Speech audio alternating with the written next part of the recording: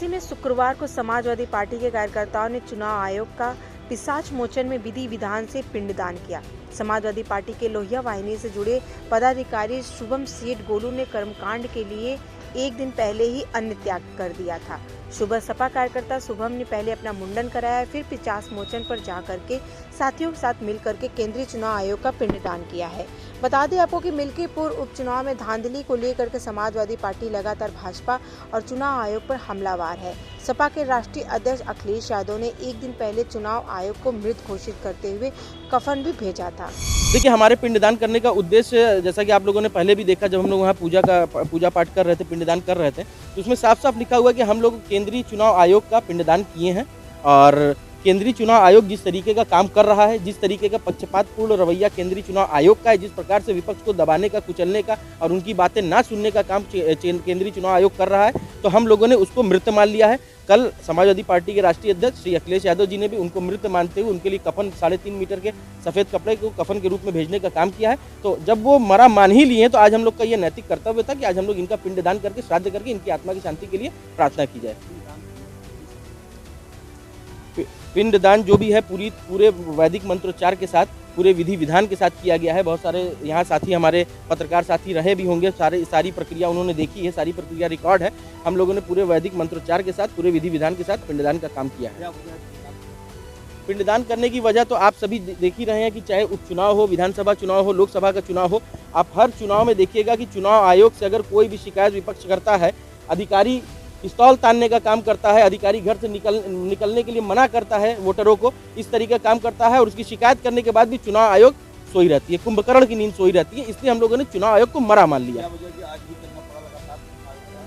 लगातार देखिए, कोई चीज़ करते एक समय के बाद जैसे धीरे धीरे पाप का घड़ा भरता है ना, तो आज वो भर चुका है। जिस तरीके से अभी मिल्कीपुर चुनाव हुआ, दिल्ली का चुनाव हुआ, और भी तमाम जगह उपचुनाव से लेकर के विधानसभा चुनाव तक हो रहे हैं, उन सभी चुनावों को देखते हुए हम लोगों ने जब एक समय लगा कि अब ये मर चुका है व्यक्ति, जब हमारे राष्ट्रीय अध्यक्ष जी ने घोषित कर दिया कि ये आयोग मर चुका है, तो फिर हम लोगों ने आज ये कार्यक्रम किया। वर्तमान में देखिए, समाजवादी पार्टी दिल्ली में चुनाव नहीं लड़ रही, वहाँ पे आम आदमी पार्टी के साथ समर्थन में, इसलिए चुनाव हारने और जीतने का कोई मतलब नहीं है। ये आपको कल पता चलेगा जब दिल्ली का रिजल्ट आएगा। एक अच्छे नागरिक होने का धर्म भी निभाएं।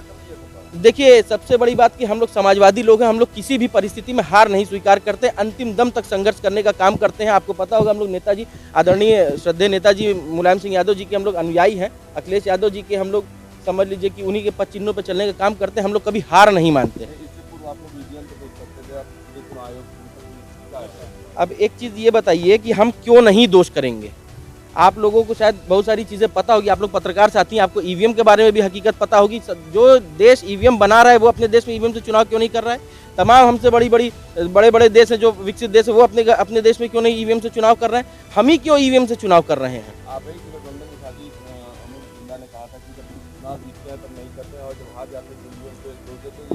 देखिए, हम आपको बता रहे, बहुत सारी राजनीतिक मजबूरियां होती हैं, बहुत सारी राजनीतिक परिस्थिति होती है, बहुत सारे बयान ना चाह के भी देने पड़ते हैं। ये आप लोग अच्छे से जानते हैं, भली भांति जानते हैं, आप सभी सीनियर पत्रकार हैं, आप सभी लोग ये चीज़ जानते हैं। तो वो उन्होंने ये बात क्यों कही, ये वो बताएंगे।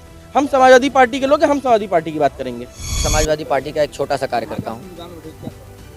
देखिए, पिंडदान जिस दिन से हमको ये सूचना मिली कि चुनाव आयोग मर चुका है, तो मैं कल रात से ही अन्न जल त्याग कर, जो पूजा का एक विधिवत तरीका होता है, उस तरीके को फॉलो करते हुए आज सुबह मॉर्निंग में हम लोग यहाँ पर, जो बनारस का प्राचीन स्थल है कर्मकांड के लिए, पिशाच मोचन, तो पहला स्थल यही था कि यहीं पे हम लोग आज सुबह में अपने समाजवादी पार्टी के पदाधिकारियों के साथ मिलकर पिंडदान करने का काम किया गया, ताकि मरे हुए व्यक्तियों का आत्मा दर दर ना भटके। अभी ये पहली शुरुआत है।